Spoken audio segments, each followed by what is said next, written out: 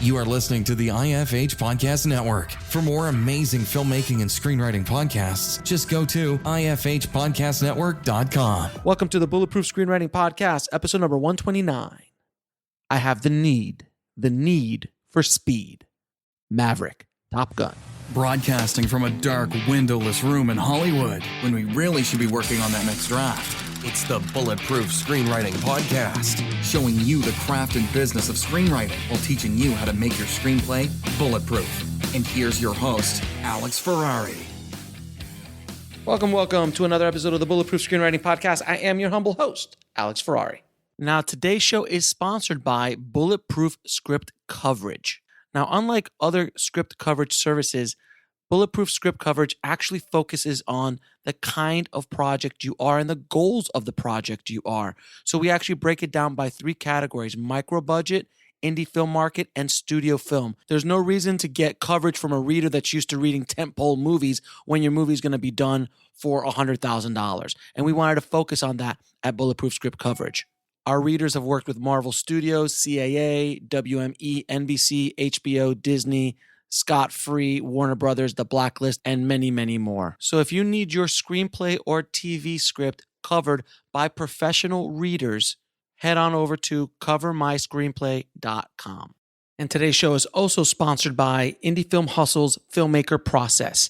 We provide screenwriters with professional services to get their films or series packaged, funded, finished, and distributed. Some of the services we offer are pitch deck creation, film budgets and schedules, domestic and international sales estimates, legal contract templates, and consulting. If you're looking to package a screenplay or project, Filmmaker Process can help. Head over to www.filmmakerprocess.com. Now, guys, today on the show, we have, I'm just like kind of giddy. I'm really excited about this because we have on the show screenwriter Jack Epps Jr.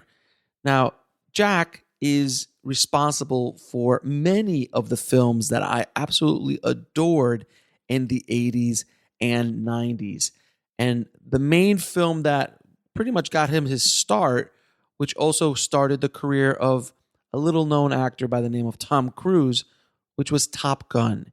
He not only co-wrote Top Gun with his writing partner Jim Cash, he also wrote blockbuster films like Legal Eagles with Robert Redford, The Secret of My Success with Michael J. Fox, Turner and Hooch with Tom Hanks, Dick Tracy with Warren Beatty, and Anaconda with J-Lo and Ice Cube, just to name a few.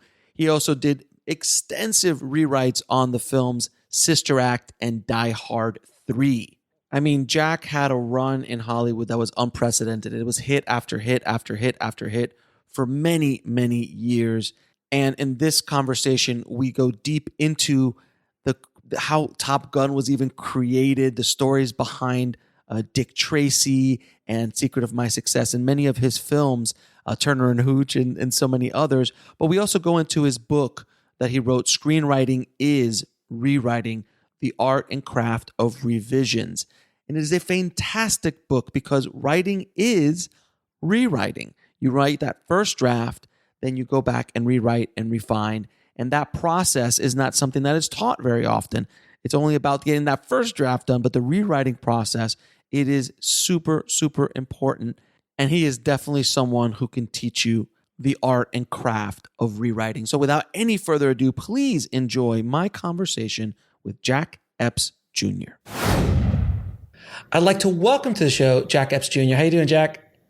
I'm doing really well. Nice to be here. Thank you. Thank you so much for coming on the show. I'm excited to kind of get into the weeds about your career because you've written some classic 80s and 90s films that I grew up with, and again, the audience will get tired of me saying this, but you had an impact on my video store days when I was working at the video stores. Very nice. Those were great days. I love video stores. No, those were the great days. Candy shop. Exactly. So all of your films in your especially in the 80s and early 90s, all the stuff that you wrote was like I was there moving the boxes. Recommending them to the customers coming in. So let me ask you, how did you get started in the business?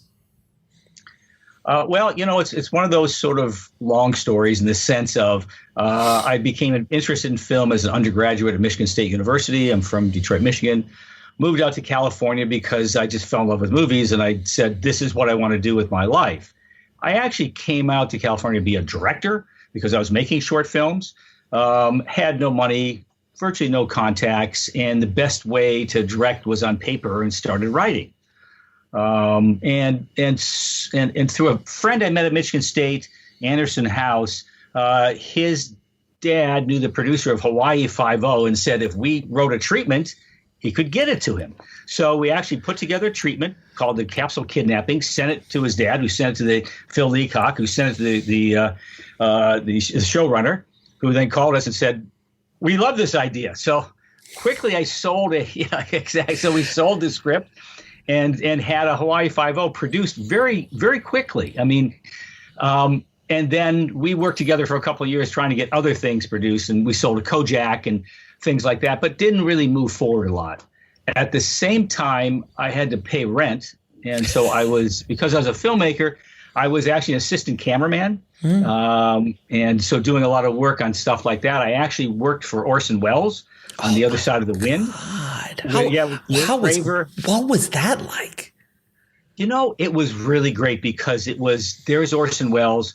The story of how it happened is my wife was my girlfriend at the time. She was working as a typist.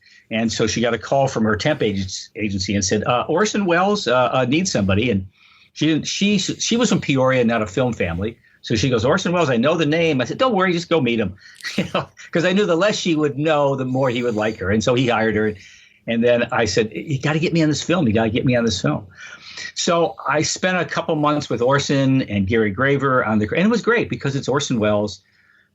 Really nice. I mean, he didn't throw any temper tantrums. He wasn't like this big. He was just Orson Welles, and there's the guy. And so I'm pitching myself. Like I said, I cannot believe I'm pulling focus on Orson Welles here.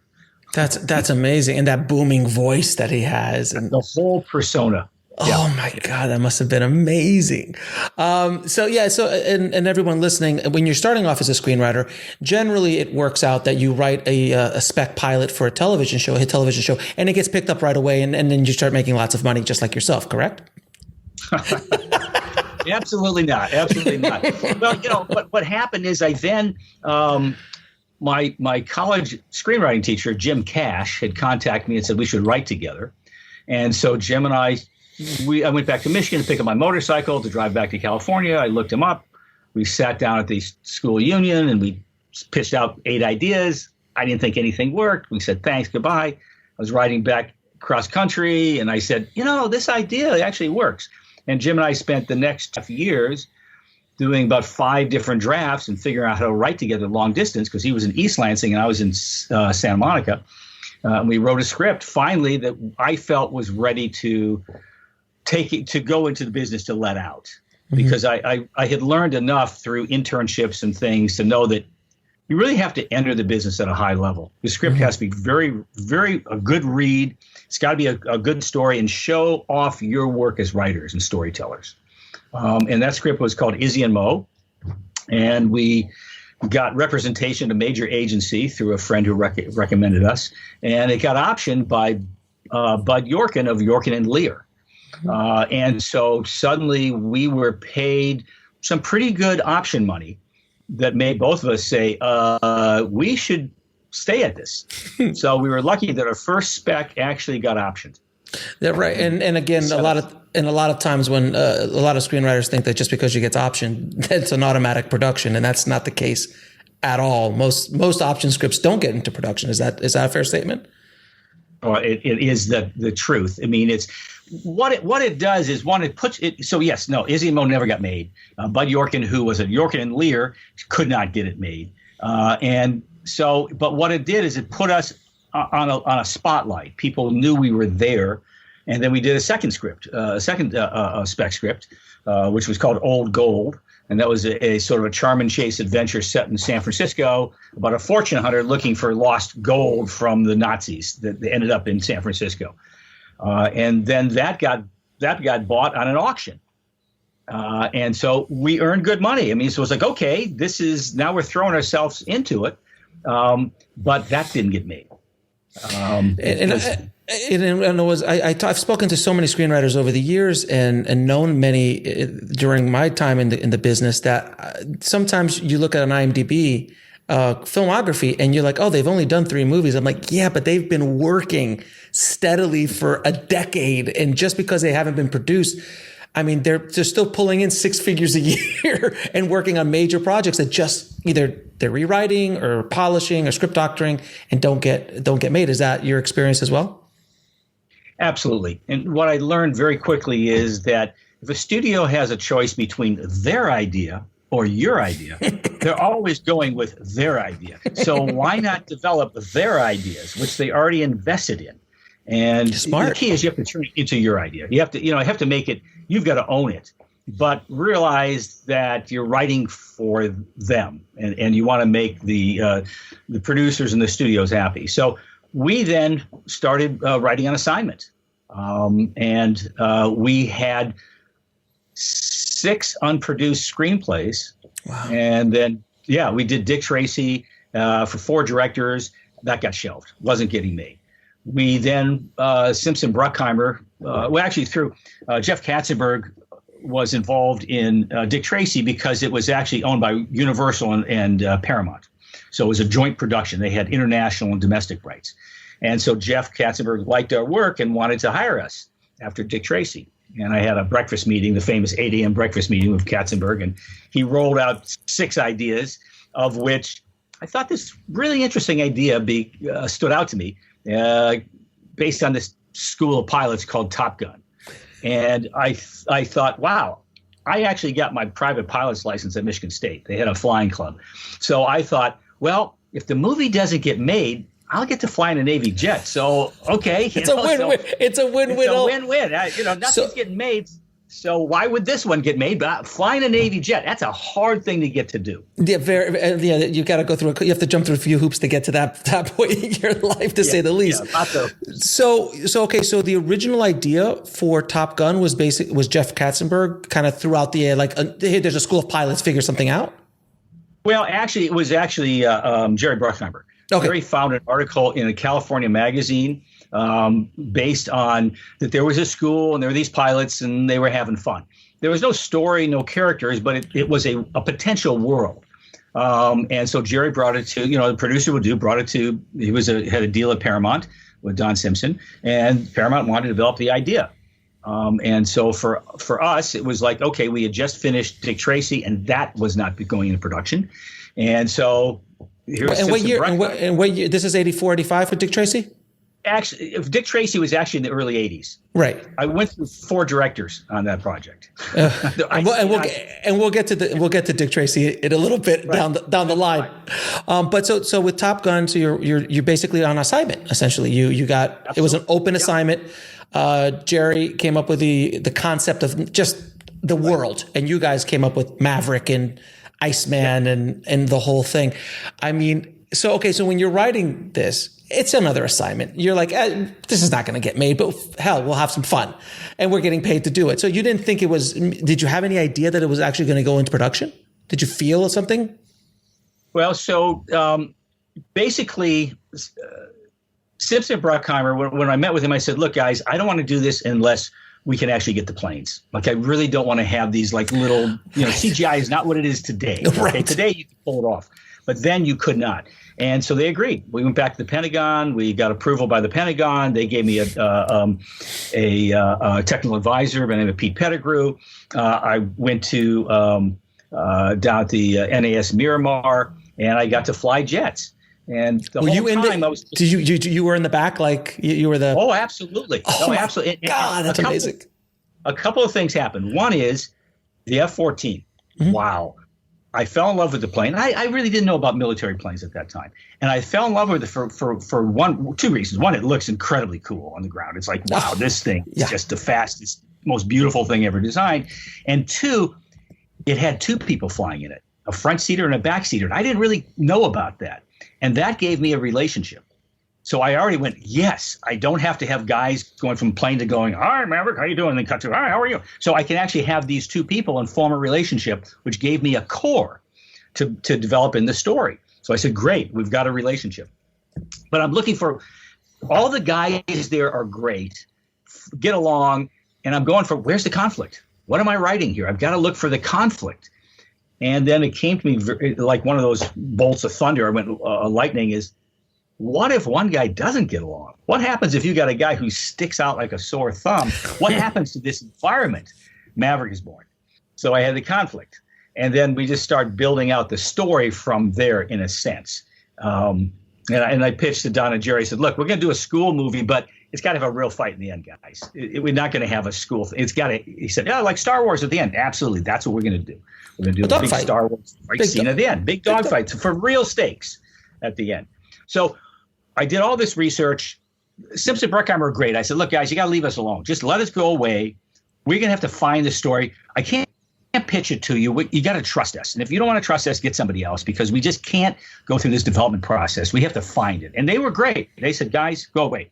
And then afterwards, they said, we'll never do that again. But so we were able to just find the story, and that was a hard story to find because it's set in a school. Right. And I mean, so yeah, it's a school of guys flying around. Why are you there? And so for us, that breaking that story, finding what was and who those characters were, the relationships, and what the drama of it was of that story. Yeah, and I mean, obviously, Top Gun's a classic film, and when I've seen it a million times, but that whole movie is all about character. It's like the plot moves things along, but it is about character so heavily, as opposed to like a Sherlock Holmes story, which is all plot and character kind of rides along. Would you agree? I mean, this is Iceman and Maverick and his interest and his father and that baggage that he's carrying and the conflict between him and Iceman, which is just amazing. and we'll talk about all the stars aligning in a minute. But as far as the characters, do you agree with that? Oh, yeah. I mean, I think that's why we couldn't pitch it. It's almost an unpitchable script, because it's like, well, what happens? It's like, because so much came out of the research. I did about 40 hours worth of interviews with pilots. At first, the Pentagon had an assistant in there with me, and they wouldn't talk. And I said, look, you got to get out. I'm sorry. I got to talk to these guys alone. And they, no, I won't. And then they called the Pentagon and said, yeah, leave them alone. And then the guys opened up and learned about their lives and met these guys. So they were inspiring as people. But also, Jim and I were athletes. So we knew what it meant to be on a team and to try to make sure you're, the sense of being, one of the stars on the team. You got to be the best. That's part of what sort of the drive for excellence is. But it's a long way to get to your question. We handed in the script. Simpson and Bruckheimer loved it. They loved this movie. But Paramount said, I don't get it. I won't see the movie. Of course they did. All these planes in the sky. It's like this. So they said no, and they put it on a shelf. So there's number 7, unproduced motion picture. And so we thought we had something. We believed in it, and so did Simpson Bruckheimer, but not going to happen. So we went on to our next project, Legal Eagles with Ivan Reitman. Not a bad other project. Not a bad thing, and Ivan was great. And it wasn't until the studio changed, the executives. The new executives came in. Frank Mancuso, who called Simpson Bruckheimer and said, guys, we have nothing in the cupboards. Do you have anything you want to make? And they pulled the script down and said, yeah, we got this project we'd like to make. And they said, go, do it. It's just like that. And then what I find so fascinating about that film specifically is it was a perfect alignment where Jerry and Don were coming up. They had already started building from Flashdance, I think it was, and probably a little bit before. But they started to build, but they weren't yet Jerry and they weren't Bruckheimer Simpson completely yet. Top Gun is what took them to the next level. So you have young producers who are about to explode. They bring in a commercial director who had done one other. I think he did. What was the other film that he did? Hunger. The Hunger, so a vampire film, and brought him in, and then this young actor who had success with Risky Business, but yet wasn't Tom Cruise. All of these things aligned, and it exploded into this supernova essentially. And that movie was a massive, for people that wasn't around at that time. was a massive hit and one of the best recruitment tools the Navy has ever had and probably still has to this day. We'll be right back after a word from our sponsor.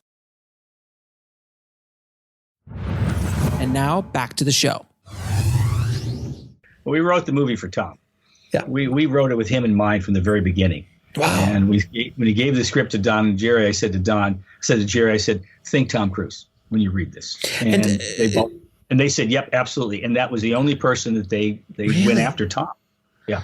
But He had likability factors. Part of it was because the character, Maverick is a bit of a jerk, and so he's really arrogant. So you've got to have an actor that you're going to like, that you're going to stay with, or else you're just going to go, F this guy, I'm out of here. And Tom did that. He was the young American, so to speak, and he represented that sort of this bravado and, pushing it at the limit, and they nailed him. They got him, and he was great. He understood it, and he's played Maverick for the rest of his career. So it's Top Gun in a car and Top Gun in a, he said he developed who Tom Cruise is in Top Gun basically. Yes. And I remember some comedians like, I love that movie with Tom Cruise, but he's a young cocky white guy. Oh, you mean every movie? Got it. Okay, got it. All right, great. Yeah, got it. But to be all fair though, that is a very slippery slope as an actor and a character to play, because you're right, he's arrogant as hell, but yet for some reason you love him. What do you think about Maverick's character? Is it partly how it's written and obviously how Tom performed it? But I think there was meat in the script that allowed you to feel empathy towards him. And I think it might be the father baggage that you because if you don't add that baggage, I don't think he's there's no empathy there. I don't know. What do you think? Yeah, no, I think that's all part of the story. And part of it, we made him a second chance character. He was the underdog. Remember, he wasn't going first. He had to win a cougar had to hand in his wings for him to get in. So he was always the underdog. And we tend to root for underdogs. And Iceman, of course, immediately is a great counterpart. And the rivalry makes you root for Tom. You want him to stick in Iceman's face, and you're rooting for him.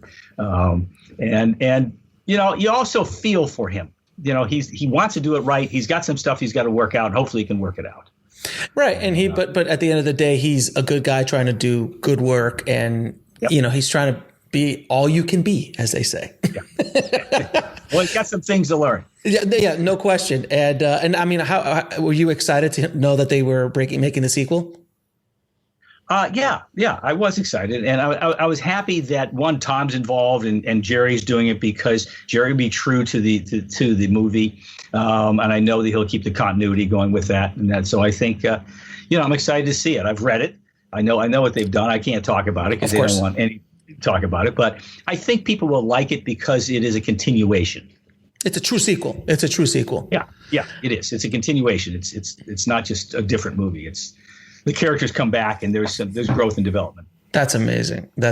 Now, so are you already working on Legal Eagles before Top Gun gets into production?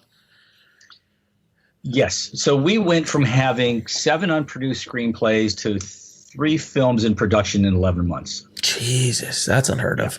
It was insane because suddenly you have Top Gun's in production, Legal Eagles in production, Secret of My Success is in production. Jesus. So, and for people, again, that weren't around at the time, Legal Eagles starred obviously Robert Redford, Daryl Hannah, and Deborah Winger. That was a massive hit. It was, and then Secret of My Success, which, by the way, personally, one of my favorite 80s films of all time. I watched that when I was a kid. I must have watched that story in that film 100 times because I was Michael J. Fox. I wanted to, it was during the Wall Street day. So I wanted to make it in business and all of that kind of stuff. And it was just such a wonderful film. And that was a huge hit. That was a massive hit as well. It was Michael J. Fox at the peak of his powers. Yeah, right after Back to the Future 1. And he was great. I mean, Michael was fabulous. We wrote it for him. We were brought into a rewrite. Mm-hmm. So basically, it was a screenwriter's dream. Frank Price, who was the executive of Universal, knew us well, liked our work. I pitched him an idea. And they said, what if we took that idea and put it into this movie we have? It wasn't called Secret of My Success at that time, something else. And I said, yeah, sure. So we did a page one and just went through the whole script. But what was great is they said, we have to start on June 1st because we have Michael J. Fox, and then we have to end by August something because he's going back to his show, Family Ties. And so they had to shoot what we wrote. Oh, so there was no chances to rewrite, so it was perfect for you guys. Exactly. So we just buzzed through it, had a great time. And really, when you're writing for Michael J. Fox gives you a lot of fun in the script. And we also wanted to not demonize business as it always is, but as you were saying, people with ambition and that character having, coming to want to make his place in the world. And also I wanted to do I've always wanted to do, I'm a big Billy Wilder fan, and wanted to do a character who's assuming an identity. So a guy who's playing two identities. I always want to work that, and that's really difficult to write that. But it was fun. There was a lot of fun to do it, and we were really pleased with the outcome. And Herb Ross, who was the director, was a Broadway director, so he liked the words. He wasn't one. If you're Broadway you direct the words, and he wasn't playing with them, and was really just going for it. And I thought the movie really worked out well. Now, with those three films, I mean, it's kind of unheard of for a screenwriting team, a writer, screenwriters in general, to have that many hits back to back to back in such a short amount of time as well. How did the town treat you? I mean, after Top Gun alone, I mean, I'm sure your phone was ringing off the hook at that point. Well, as my agent would say at that time, don't ask, they're not available. So everybody was reaching out to you at that point. You were the belle of the ball, as I like to say. Right. It was that stuff. And because we knew Katzenberg and liked him, we worked at Disney, worked on Sister Act. We did a major rewrite on that, Turner and Hooch. Jim didn't want to write Top Gun originally because he didn't like planes. He didn't like flying planes. So he had a phobia. I said, don't worry about it. We'll do it. So he did it for me. And then he wanted to do Turner and Hooch because it's he has dogs. He had like 4 dogs. And he said, I want to write a dog movie. He said, okay, I owe you one. So we sort of traded off. Things just came our way. And so it was fun. It was different because when we were unknown, people left us alone. And the more known you got, the more everybody's looking over your shoulder. And that was a very different experience in terms of just how that had changed a little bit. And for people listening, especially young screenwriters coming up, I mean, yeah, you had a lot of success in a short amount of time, but you had been putting in the years of work prior to that. Like you said, there was 6 unproduced screenplays. You had representation. Yeah, you'd optioned a few things. But you had been, it's not like you just woke up one morning and like, oh, here's Top Gun. Like it took you years to get to that place. And I think young screenwriters need to understand that you've got to put in the work and it's not going to happen overnight. I think we were actually fortunate that we didn't get our first movies produced. I think we wouldn't have grown as writers. No, I mean, you're right. You're right. I think we would have tapped ourselves in the back and saying how brilliant we were. And we would have been very happy at that level. And, our first movies are fine. They're good reads. But we had to grow and we had to work harder and dig deeper to basically teach ourselves how, just because everyone's trying to figure out how does this thing work? And the more and more we got to character was really, really the breakthrough, telling stories about people, lives in crisis. Rewriting is a big part of what Jim and I did together. And we just realized you had to dig in. I mean, like I said, for Dick Tracy, we went through 4 directors, and for each director, we did 2 drafts. Now, so let's jump into Dick Tracy really quickly. So I remember 1990 very well. I was right smack in the middle of my video store days. So it was in the heat, and that was Dick Tracy, I think, and please correct me wrong, this is my assumption. Dick Tracy got greenlit and got fast-tracked into production after Batman came out in '89, because that kind of just changed the landscape. All of a sudden, superhero movies were it, because prior to Batman, for people not understanding, because now every week there's a new Batman or Superman or Marvel film coming out. Exactly. There was a time where there was one maybe, and it took every 2-3 years before you would order something like that. Before Batman, there was Superman, and Superman had pretty much pittered off after Donner left. So when Batman came out, which was a absolute insane, massive hit, Dick Tracy showed up. And then Dick Tracy, watching it, I mean, it had Danny Elfman's music. So it had a lot of tonality from Batman. Mm-hmm. It was a dark Dick Tracy. It was the world was by the way, just so beautifully constructed, and the colors were so vibrant, and the performance. I mean, you had, look at the cast: Madonna, Al Pacino, William Forsythe, and Warren Beatty. It's just amazing. Am I correct in saying that was the reason why it got fast tracked? Yeah, I think so. I think it was at that point looking for something to the big superhero type movie like that, and it was ready to go. The script was ready, and Warren. People saw him as the only. That was one of the problems getting that movie made, is that Warren was who everybody saw as Dick Tracy. There was nobody else, and that becomes a problem because we only make it with Warren. And when we first started the script with John Landis, who for my business would have been probably the most interesting, wacky, crazy Dick Tracy. Mm-hmm. John had that terrible Twilight Zone accident. He exited. Then we got Walter Hill, who taught me a lot. Walter was a screenwriter, editor, a good director, and he basically taught us a lot. It was funny because we were a little arrogant, hey, we've been doing really well, and Walter asked us to do a fix on the script, and we pushed back, said, no, we don't want to do this, and he said, well, okay, I'll do it. I'll write it. Don't worry about it. And we went, oh, hold on a second here. That's not a bad idea. We'll do it because you don't want the director writing. You want to stay the writer. So we said, oh, I think I understand what you mean. So, Walter taught us a lot, how to hang in the game and also how to focus the characters well. I mean, and then Walter, as I understand the story, he was talking to Warren and Warren said, can I watch the dailies? And Walter said, no, I never let actors watch dailies. And Warren said, thank you, gone. Movie crashes. Dick Benjamin comes on to do a cheap version of Dick Tracy. We cut the script down for budget. That doesn't happen. And then Warren ends up, after a couple of years of languishing, walking over to Paramount and getting the rights and moving the rights to Disney. And then once he's on board and he's directing, we met, Warren and I met and talked, and he's a good director. Yeah. So he was, should I direct this? I said, absolutely. Who would do it better than you? Yeah, and it was. I think people wanted it to be the next Batman, but it was a hit. It did do good business, right? It did good business. It wasn't quite what everyone wanted it to be. It didn't get that super numbers in there.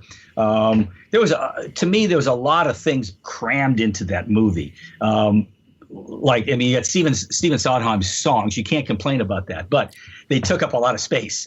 It became a bit of a musical, Well, Madonna's in it. I'm surprised no one's done Dick Tracy the musical so far, since it would work. Yeah, and Madonna was at the height of her powers as well, so they had to there has to be a couple of, song and dance numbers with Madonna in it, because that's why we're hiring her. So, and that's the other thing that screenwriters and filmmakers sometimes don't understand, is that there's just politics involved here. There's a lot of politics involved, and there's a lot of not only egos, but agendas that need to be crammed. Like you said, a lot of things were crammed in because there was so much pressure on that film. I'm surprised that it did as well as it did because of the amount of pressure. They were hoping for another Batman, and that's lightning in a bottle. It doesn't happen very often, and it was still good enough that it did do good business, but obviously didn't break out into what Batman was. But it still holds up very well today. I watched it the other day. It still holds up very well. Well, the look is great. Richard Silbert did amazing art direction. Let's say the colors. And Warren was working to create a sort of a comic book structure. If you look at it, the setups are almost like it's by panels, comic panel. He was trying to do that specifically. You've got great roles with Dustin Hoffman doing mumbles. Oh, yeah, I forgot Dustin. Yeah, of course. Yeah, I know. He called in everybody to come in and do this little stuff. Exactly. He's just like, hey, can you just come down and do this character for us, please? But when you're Warren Beatty, you could do things like that. Now, but I have to ask you, though, how did you convert or adapt a comic strip to a feature film? I mean, it's not like a comic book, if I'm not mistaken, right? It was mostly comic strips, right? There wasn't like this. It was all comic strips. Yeah, it was just comic strips like you would read in the Sunday paper. So how do you take that and adapt it into a major motion picture? I'm a big believer in research. I did a lot of research on Top Gun. Secret of My Success, we had a technical advisor for business, so I could ask him questions about business, because I didn't want to make stuff up. I wanted to, so I could could feel like it's based on something. For Dick Tracy, I asked Universal, can you get me all the comic strips that Chester Gould wrote? Like, can you get them? And they got me from 1932, the first one, all the way up into the mid-50s. And so I sat down and read it like a book. I just literally read every comic strip, and I want to understand Chester Gould's writing style, his intention, his storytelling. I want to know his characters, because I had to be true to this. And I was not the fan of the strip that Jim was, but I became a huge fan of Chester Gould, the creator, because he created all these wonderful characters. And I fell in love with characters, all his Gould's characters, and my favorite being the Blank.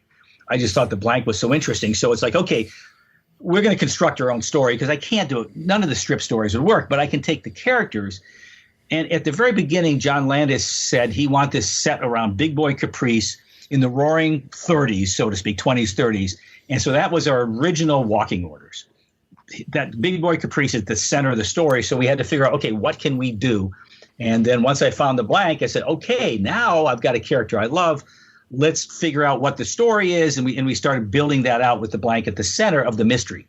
And then telling basically a basically Prohibition style type story, which was sort of fun, those tropes, and reach out and do those things. And the funny thing is now that, Dick Tracy always used to speak into his watch, and now we speak into our watch. Yeah, exactly.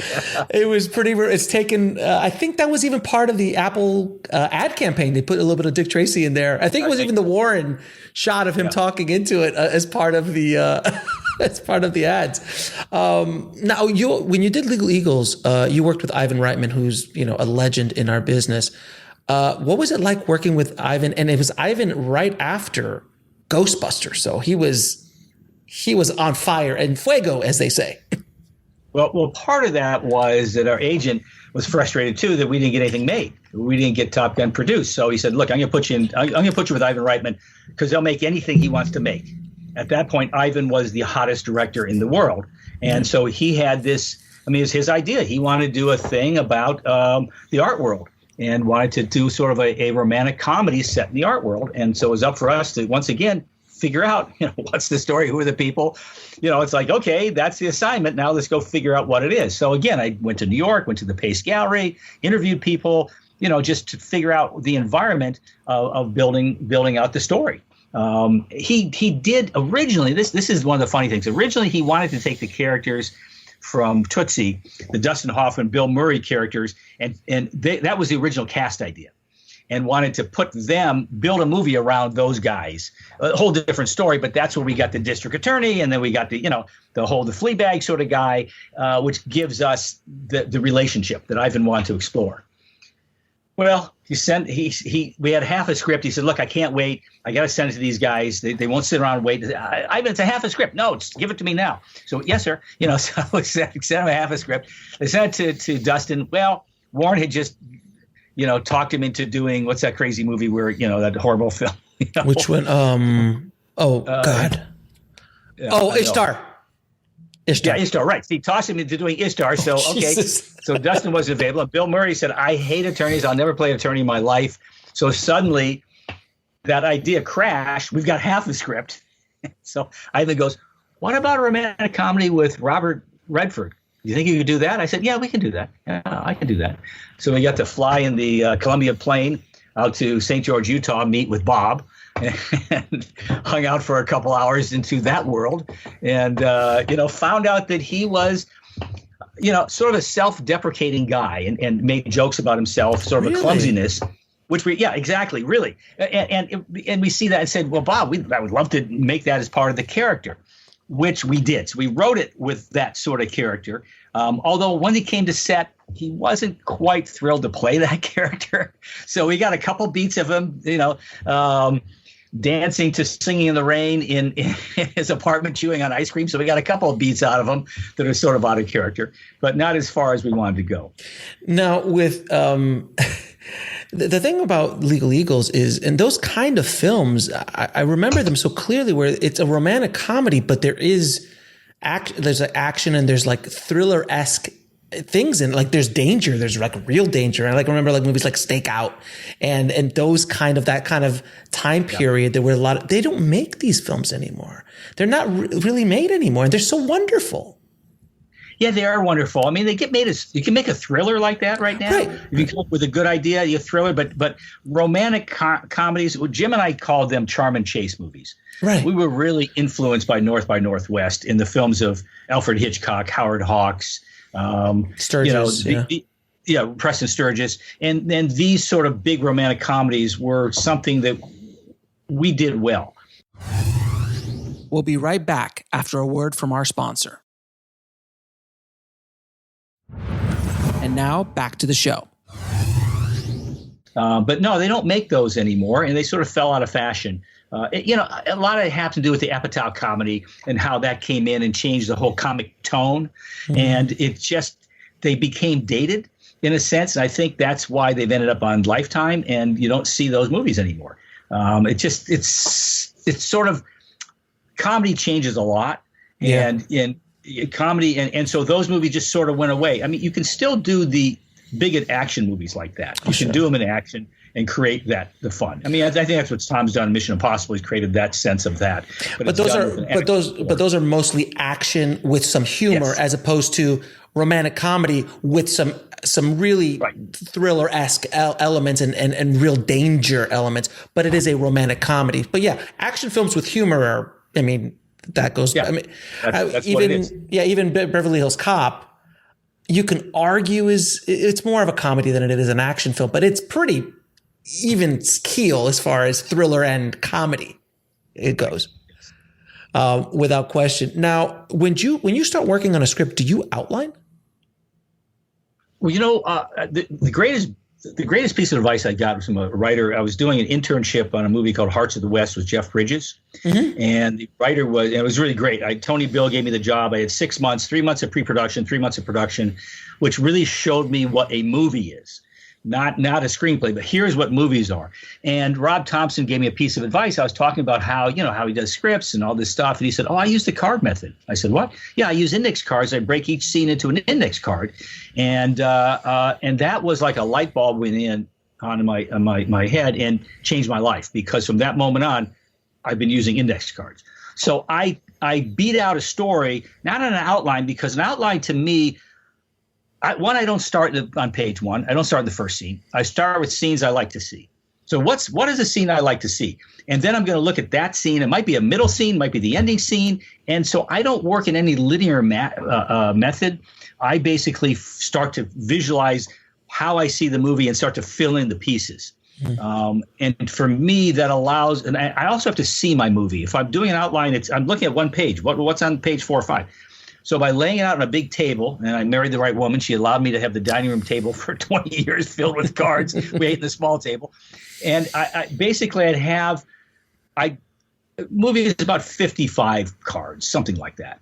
But I'd go through literally hundreds of them trying to figure out the movie, and I'd replay them. And I use colored cards to code relationships. So the main character is the white card, and then different colored cards for the relationships to show, so I can track my relationships and subplots through the movie. But I'm able then to read them in columns and see my movie in one glance. I can sit down and so before I work on a scene, I can get the beats, the character development, and I got a hole here. I can work on the hole and fix the hole. And I also can change cards around at will, because it takes a couple seconds to write a new card. There's no resistance to making a change. Right. And when I feel I'm ready, I've got it, then I've got something to write. Now, do you start with the scenes or plot, or do you start with the character first? Good question. The two things I'm looking for is, one, what's the story? What's this about? What's the movie? What's the essence of it? And two, I'm always looking for where's the conflict in the story, because I learned early on, you write the conflict.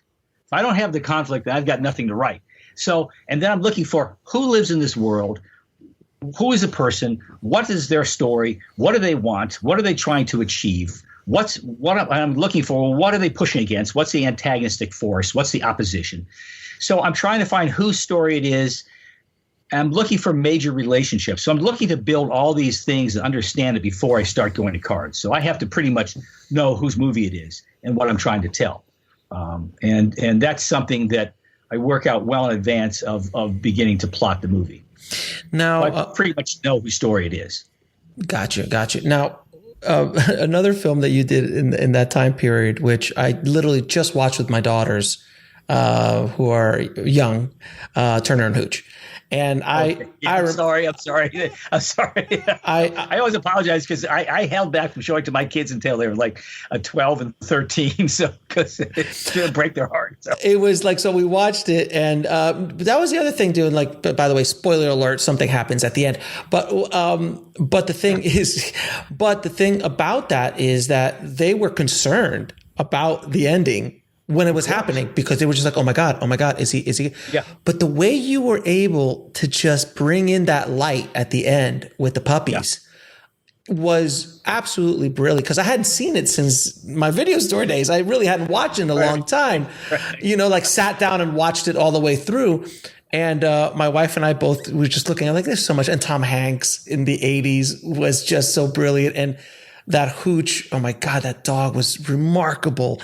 How did Turner and Hooch show up? Because I know Tom loves to make jokes about, he's like, yeah, I did the dog movie. I don't know why I did the dog movie, but he always jokes about it in interviews. No. What Tom did say is when he accepted his Academy Award for Philadelphia, he thanked Hooch. That's right. Exactly. Teaching me a better actor. Exactly.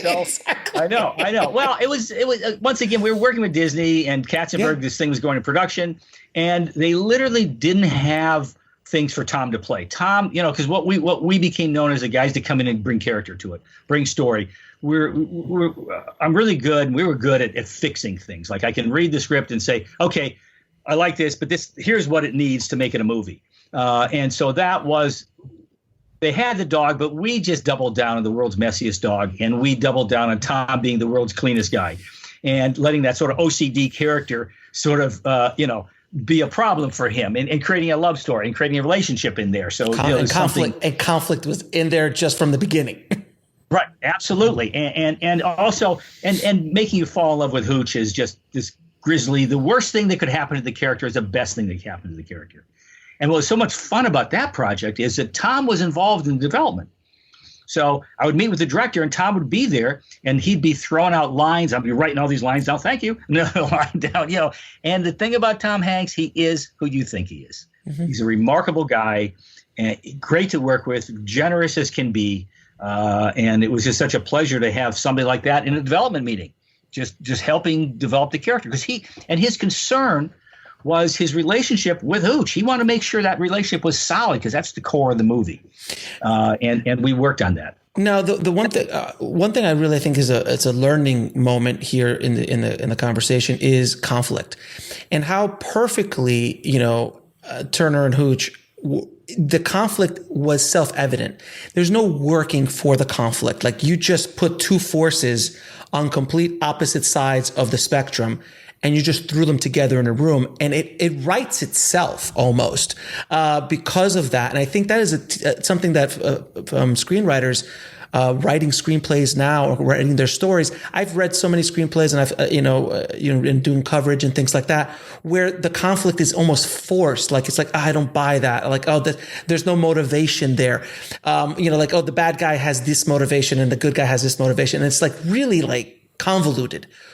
But the core of conflict, from just something as simple as Turner and Hooch, it's built in. And I think if you're writing a story, having two characters who are just completely on two opposite sides of the spectrum, without any major details, like it's very basic. I'm clean, you're dirty. Oh my God, we've got to live together. It's the Odd Couple with a dog and a guy.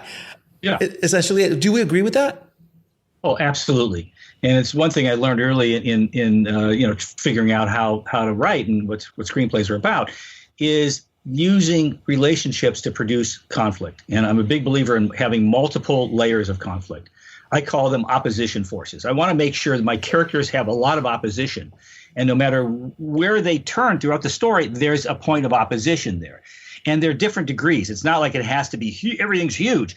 It doesn't matter. The main character is going on a journey, and the journey is fraught with challenges of different degrees. And what that character is trying to do is get what they want, but ultimately what they need at the end. And in the process of trying to get what they want, they bump into opposition characters and opposition situations, which helps define the character, because we see, who is this character? Who is this person? Why do we root for them? What do we want? Are they, what's their growth arc through the story? And by using plot and relationship to help tell the story and create conflict, it allows me to explore the character from multiple points of view, and allows a character to express themselves to different people in different ways depending upon the relationship. And then I'm a big believer in you don't want to rely on plot all the time. It's just plot, because plot, I say, is curiosity. Oh, what's going to happen? But emotion is character, and character is about relationships. It's not, no character exists by themselves. I mean, in Castaway, they had to create Wilson because he needed somebody to relate to. So what does he do? He creates this character Wilson, who, I don't know about you, but when Wilson falls off the boat, I'm upset. Oh my God. It's a volleyball. Oh my God. It's a volleyball. But because we used emotion to it, I'm going, Wilson, no. Right. And you're like, why am I crying for a damn volleyball? Like what? Volleyball. And that's the brilliance of Tom Hanks. That's the brilliance of Bob Zemeckis. It's just the brilliance of all of that. I mean, how he did not win the Oscar for that performance. Jesus Christ. It's remarkable. Now I have to also ask you another great 90s film that you made, Anaconda. I know. I mean, where did that come from? The giant snake movie. It's like it's pre-Sharknado, and it's not nearly as bad, by the way. So please, I'm not comparing them. No, I know that. But I love Sharknado. Sharknado's fun, man. There's so much fun. There's so much fun. It's fun. But Anaconda, I remember when it showed up, and we're like, well, this is genius. I mean, this is like, why hasn't there been a giant snake movie before? Exactly. Where did that come from? It was once again the agents called and said, by the way, Sony's looking for rewriting this. They said, all right, whatever. So it was just sort of dropped in our laps. And it was it was very different than any other film we've done. Yeah. One is all the CGI was already being done. So the graphics were already being worked on. So we could not change the basic graphic attacks of the snake. But the story, from our point of view, didn't work. The characters didn't work. There was no antagonist in the movie. And so our job was to basically rethink the story of the characters. So we came on board and recreated who the characters were, all new story of why they were going up to the Amazon, what was happening, all the relationships and people. We created all of that material and had to weave it around all the CGI effects. Because the attacks were already done. So when you have your cards up on the board, these are the 10. We gotta navigate this. We got to make those things happen. So we had to create new characters and new relationships and new problems, and different characters being caught by this, obviously, because that's not a problem because it hadn't been cast yet. So that was sort of a fun thing to do, and it was just sort of fun to kill people. It's like, these strange, bizarre way. I mean, there's a bit of humor in it, but it is definitely not your typical, as far as your filmography is concerned. It's definitely not secret of my success.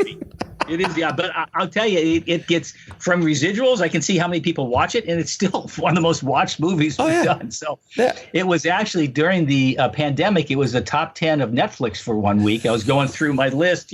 I'm going down. Oh, what's the top 10? I go, what? Anaconda is number 9 for the week. Okay, so it's like 23 years old. How is that? I know. Well, it's cast. I didn't have anything to do with casting, and the casting is remarkable. Oh yeah, Ice Cube, J-Lo's in it. J-Lo. Ice Cube. I got to meet Ice Cube years later, and I said, by the way, I'm the guy who stuck you in that swamp with the camera. And he goes, oh man, you did that. So, he did okay. He did okay for himself. He did well. Yes. He did fine.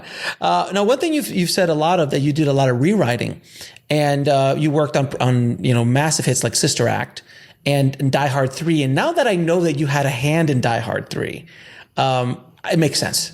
Because there's a lot of my two favorite Die Hards is Die Hard 1 and Die Hard 3, with 4 coming up, and then 2 is the last one. And I don't even consider any of the other ones.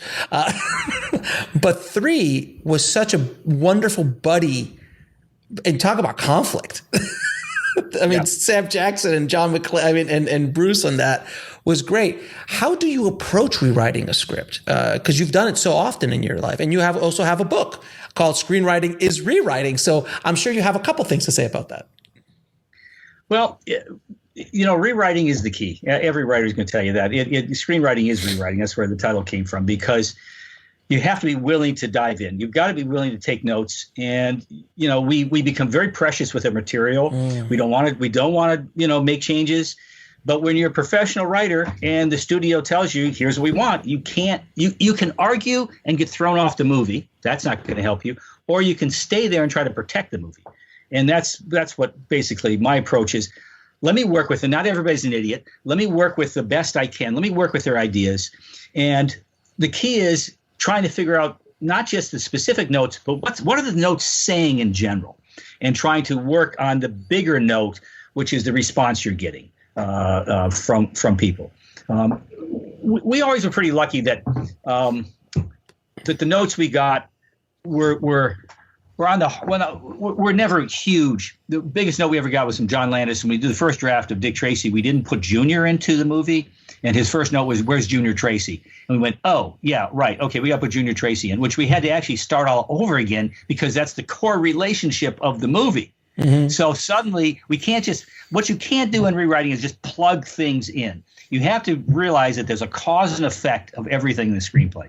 So if you put something in this scene, it's going to relate to scenes later. And part of that is realizing the way the puzzle fits together and the way that everything sort of works.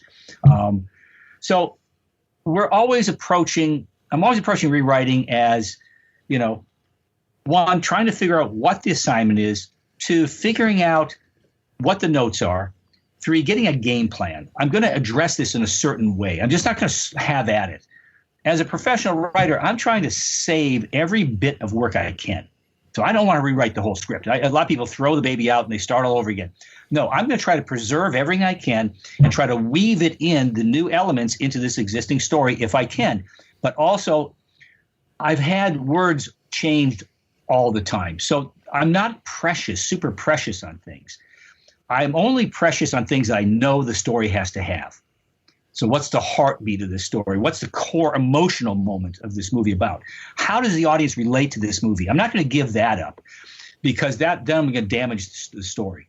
So rewriting is about figuring out what's a game plan and then going at it. And my approach is to do a series of passes, not to try to do everything at once. I like to do character first. Let's make sure we get this character story really well told and we know who this character is.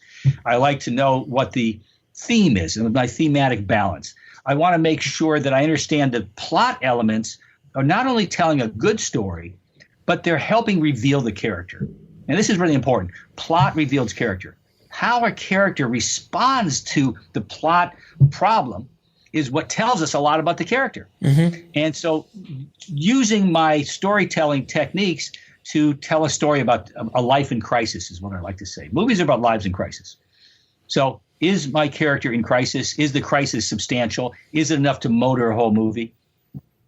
Right, exactly. And well, let me ask you a question though. When you're working on projects like Sister Act and Die Hard 3, I know a lot of screenwriters don't understand why some people get credit and why others don't, technically on their name on it. How does that work? And can you explain a little bit how the WGA kind of, polices that situation? Sure. Well, the WGA was founded basically to award credits. That's what it went on strike for, because in the 30s, the studios would give credits to their brother-in-law and whoever it was. Jesus. And so writers had no say in how they were credited. And that's what one of the original strikes was for. So the WGA handles all of the credit determination. There's a anonymous arbitration panel that is convened, and they basically read the materials, and there's rules that the guild has laid down on how credit is determined, whether it's story credit, a screenplay credit, written by credit. There are different layers of different credit. And depending upon the work that you've done on the script, depends upon what credit you deserve. So then, all right. So that makes perfect sense, because obviously, Sister Act and Die Hard 3 both have a lot of your touches. I can sense the spirit is there. Yeah, they definitely do. And Sister Act is sort of a sore point with me, because we were advised not to see credit because the movie was a disaster on the set, and I always felt bad about that because I really liked the script. And so then, of course, we went to, but we went to the premiere and I went like, well, that was unfortunate because there's a lot on Jim and I in that movie. And we feel a kinship to it. But, that's one that got away. So we're glad that we could basically put so much into it. I never heard that. I mean, I think I might have heard something in regards to the being a disaster on set, and I knew no one was expecting Sister Act to be a monster hit. Nobody was expecting anything. Right. And then I was sitting in the premiere, and for the first note, I went, hit. and it was written, it was not written for Whoopi Goldberg. Mm-hmm. Originally, she was a late cast. Who was he written for? I'm trying to think of the actress. She's a Broadway actress. I can't think of it right now. Okay. We'll be right back after a word from our sponsor. And now back to the show. Oh, she did other movies? Yeah. I can look it up. Because now I'm fascinated because I cannot see Sister Act with anybody else other than Whoopi Goldberg. No, she was the perfect cast. Absolutely. She was the perfect cast. Bette Midler. Oh, Bette Midler. That would have been an interesting Sister Act. It wouldn't have been the same by any stretch. No. But it would have been interesting. Yeah, that was for Bette Midler, and she didn't want to do it. She sat about 2 rows in front of me at the premiere, and I could tell that she slouched down. I think she even knew, But Whoopi was the perfect cast. Yeah. I think with Bette, I think she would have done a good job. She's a talented actress.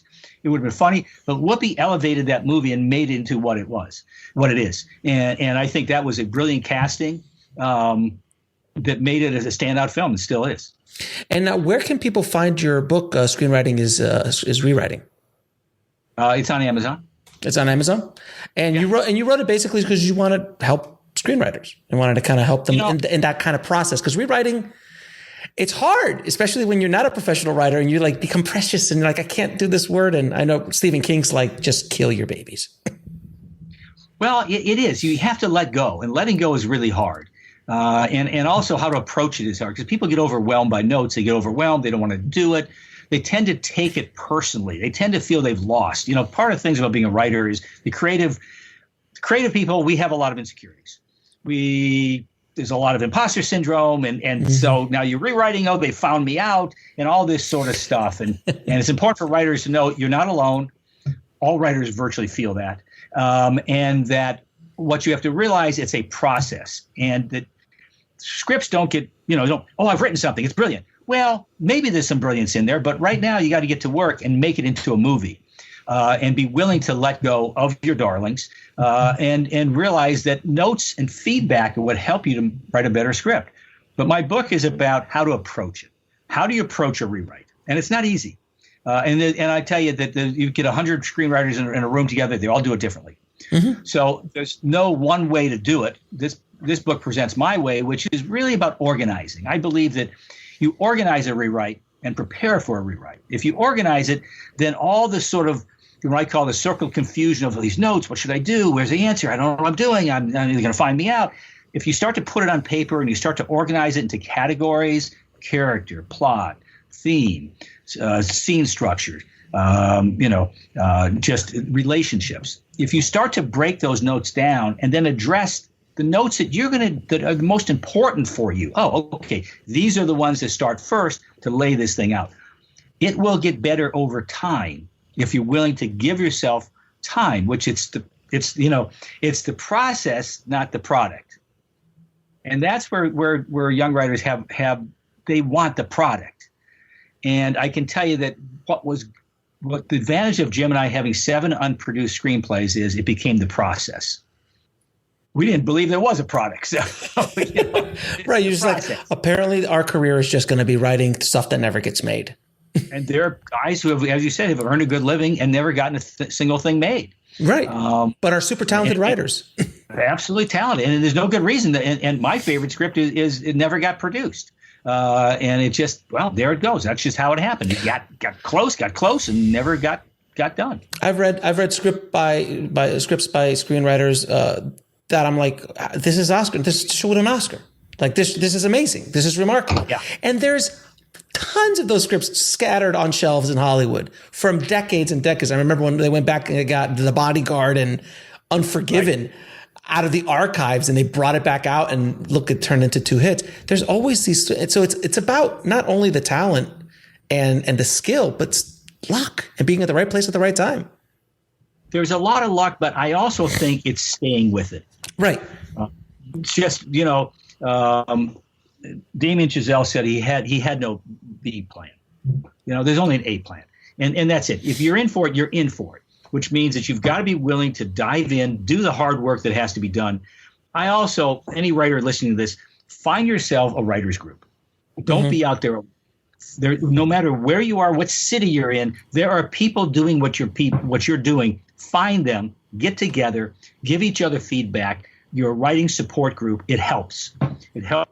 You have to get feedback. Secondly, you need people just to help keep you in the game, and realize that you will get stronger the more you stay at it. And if you want to become a better writer, learn to be a rewriter, because that's where you get stronger, because it teaches you how to be a better writer. Because what you find out is, I don't want to rewrite. So I'm going to make sure I have all this shit down right from the beginning so that I don't have to do this next time. So I'm going to make sure my characters have a really good story. They have a really good, strong want. I'm going to make sure that I have great opposition in my story, that I understand, what is driving this movie and what the emotional stake is for the reader and the audience. I mean, those things you've got to have. Now, I'm going to ask you a few questions I ask all my guests. What are 3 screenplays every screenwriter should read? Chinatown. Robert Towne, who I basically interviewed in my book, which was great. Talked about his rewriting process. Well, that must be amazing. It really was, because everybody's different.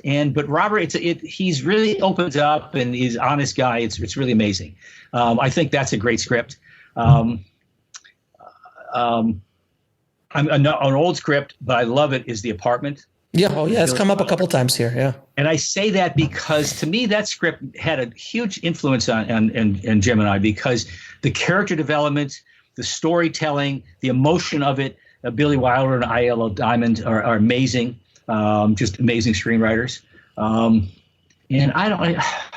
it's always hard to say, what is that other one? I'll tell you what's a good one to read. Okay.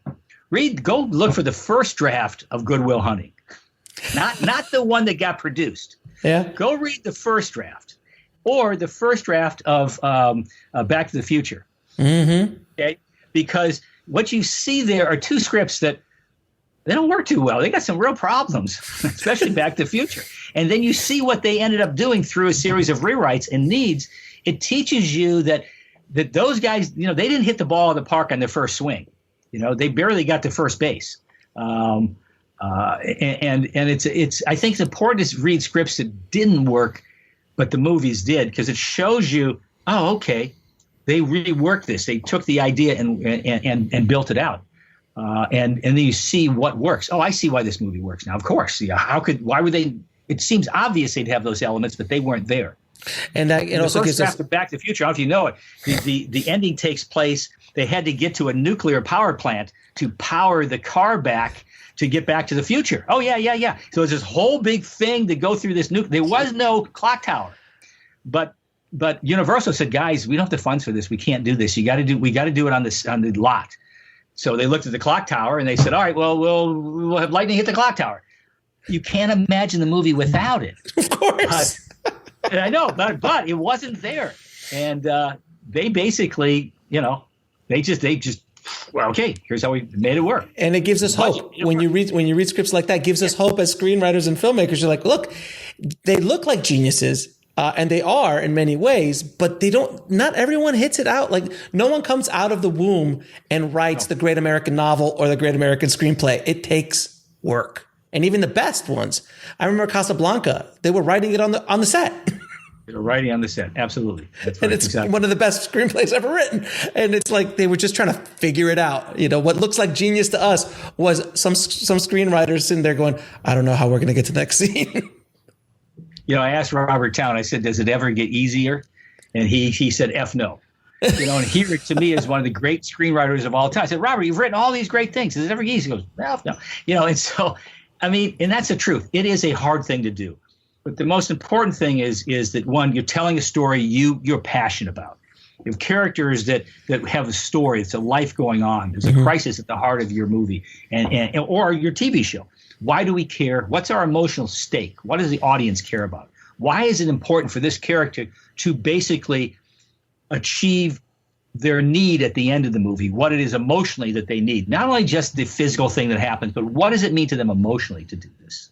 Now, what advice would you give a screenwriter wanting to break into the business today? I would say that don't be frustrated. It's going to take time. That what you need to do is to read a lot of scripts, see how they work. Make sure you have a support group, a writer's group, so that you're getting feedback as you're going along. Know when your script is ready. That's a question I get a lot: is when do you know your script is ready? Because there's a thing of I don't want to send it out, I don't want to send it out, I don't want to send it out. Eventually, you have to let it go, which means that are you telling your story as best as you can, or the feedback you're getting from people, and you do need to get feedback. Is it not like to the heart of the story? And then send it out, take the bumps, whatever happens, and then start another one. You have to continue. It's not. I've seen so many people. I have this my one idea. No. So my pitching story is, so I go. You're trying to go pitch ideas, right, to get sold. So I got the pitch I want to sell. I walk in there. It's my 8-minute pitch. I've got my song and dance routine. I'm doing the whole thing, and they go, "What else you got?" All right, now I got my 3-minute pitch. All right, here's this one. I really like this one. They go, "All right, what else you got?" I give them a thumbnail that's 20 seconds. They go, "Oh, I love that one." I mean, so you just don't know what is going to hit. You don't know what's going to strike the chord. Right. But if you write from your heart and you write from your passion, that will come through as a writer. And it's got to be a good read. This is a reading process. It's got to be a good read. And again, Damien Chazelle, I was listening to an interview he had on Fresh Air. And Robin, I think it's Robin Gross, said, "Damien, you did all these sort of horror movies and all these rewrites. What did you learn from that?" He said, "I learned how to make them turn to the next page." Great. Oh, God. Isn't that amazing? I stopped. Amazing. I got chills because I think you say, well, character and this. No, he learned how to hold their attention and make them read to the end. And I thought that's just brilliant and simple and honest. That's amazing. Now, what is the lesson that took you the longest to learn, whether in the film industry or in life? I think understanding character, understanding what character was, and I had a tough. Here's a story how I learned the meaning of how to write character and what true character was. Andy and I had sold a Kojak, and we pitched the idea about a cop who shoots his partner, and we wanted to get the screenplay, so we sold the idea for it, right? Okay, they bought the idea, so we kept going and pitching to the showrunner. Okay, here's what the show is, and he goes, "Nah, I don't like that." We came back. We never got the script. We didn't get it. We watched Kojak. They hired somebody, watched the episode, and it blew me over like a bolt, okay?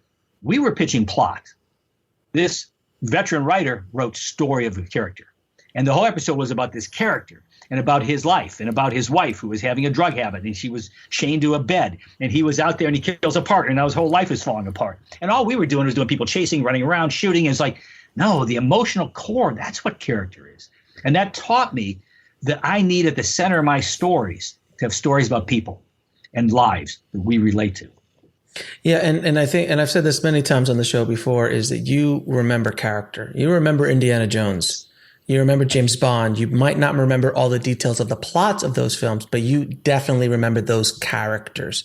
And that's who we're not emotionally attached to plot. Plot is just a vehicle, in my opinion. You're emotionally attached to character and what happens to them.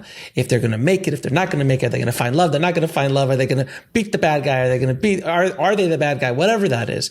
That's what you are attached to. But you still have to have a good plot. Again, it's a vehicle. Yeah. Right, it's a vehicle because it's what pulls us through it. But and you have to have isolated. Cool shit happens. You have to. Part of it's set pieces. Well, that's sort of it. I'm good at set pieces. I love writing set pieces. They're fun to write. I think it's one of the joys of writing action movies is thinking of big set pieces. And it's hard to think. They're really harder to write than people would think of because it's all been done. It was a lot easier in the 50s, 60s to come up with these kind of things. It's really hard to write something new. And so, but if we don't care about that person at the center of it, it doesn't matter what happens. I mean, it's not about the explosions. It's about the person in the explosions. And we're worried, is he going to get out of the explosions? And at what price? Right. I mean, Jurassic Park is about dinosaurs, but we're not emotionally attached to the dinosaurs. We're emotionally attached to the characters and running around in that park. It's and I think sometimes sometimes screenwriters get a little bit too uppity when it comes to plot, like you were just saying when you were pitching Kojak. Yeah. Well, that's it. I mean, you have a tendency to fall. Well, it's funny because you actually have to pitch plot. It's very hard to pitch character because character development, but you have to have it there and you tell it. And then you got to say, okay, here's the story because they're looking for what are the events and then how this person is woven into the story. But that's pitching, which is a whole different game in itself. I've had many episodes about pitching, just on pitching alone, and it's tough. It's an art form. It's an absolute art form. And last question: 3 of your favorite films of all time. Oh, 3 of favorite films of all time. Okay, well, we already mentioned one, which is The Apartment, because I saw that when I was really young, and I never could forgive Fred Astaire, no matter. Fred, talking about. Yeah, I know. He's like. Okay, all right. So I love that movie. Again, I like Chinatown for how it works and how it weaves. So amazing. It just is one that is, it's got a great sense of place in that. And I'll tell you, a movie that really had a huge influence on Jim and I was The Sting. Oh, so that makes sense. By David that makes sense. I mean, and it's because it totally kept you off guard, off balance, expectations. And the movie it tricked you so many times. And it was really, and David S. Ward wrote a wonderful script that basically I went to school on. Jim and I, we broke that script down, every line, just the way it was done. And do you advise that to screenwriters to actually like take structure from other screenplays and just maybe use it as inspiration because if it's been not storyline but structure of like this happens at this point, and kind of start off, it's kind of like a roadmap a little bit, and it's going to probably change obviously as you write it. But I've seen a lot of, if you look at, I've said this so many times, if you look at Fast and Furious, it's Point Break with cars. I mean, that's exactly the same story. Yeah, no, I think the danger is to make copies. Right. And the danger is I'm going to make a copy of something because I really liked it a lot. Do an homage to it. You can love it and have a feeling and tone of it, but you've got to tell your own story. And yes, you can learn how we structurally put this type of movie together. What are successful movies? I mean, I'd like to break down and understand how movies work and what the core of the storytelling is. So, yeah, I mean, absolutely. You can go and all art is referenced from something else, but you want to make it yours, and yours is who that character is. What is the story? What's that emotional relationship going on? Because that then makes it yours. I'm not a big believer that things have to happen on page 30 and page 40 and this sort of. I don't believe in that. We definitely have a 3-act structure culture. So it's a beginning, middle, and end. We definitely have a coming out of a first act where a character's thrown into a situation. I believe that I've learned that a midpoint plot turn is really good. If you can have something happen in the middle, it makes your second act easier to write, because as a writer, the hardest place to write is the end of the second act. That's really hard. Easy. First acts are easy. Third Endings. Endings are fairly easy. If you set it up well, you can end it. But that big middle is really where it's hard. So you got to keep that middle moving, and that's where I use relationship to keep that middle moving. But Jack, I appreciate you taking the time to talk to the tribe today and sharing your knowledge and experience and your screenwriting journey with us today. So thank you so much, Jack. I truly appreciate it, man. Well, it's been fun. It's been fun chatting with you. I feel like we've been chatting for a long time. Like I've known you for a while, so I don't know. Thank you, my friend. Pretty comfortable to do. I want to thank Jack so much for coming on the show and dropping his knowledge bombs on the tribe and just reminding us a little bit about those wonderful, wonderful films in the 80s and 90s. Thank you again so much, Jack. If you want to get links to anything we spoke about in this episode, including how to get his book, Screenwriting Is Rewriting, head over to the show notes at bulletproofscreenwriting.tv/129. And if you haven't already, head over to screenwritingpodcast.com Find your favorite podcasting platform, subscribe, and leave a good review for the show. It truly helps us out a lot. Thank you again so much for listening, guys. As always, keep on writing, no matter what. I'll talk to you soon. Thanks for listening to the Bulletproof Screenwriting Podcast at bulletproofscreenwriting.tv.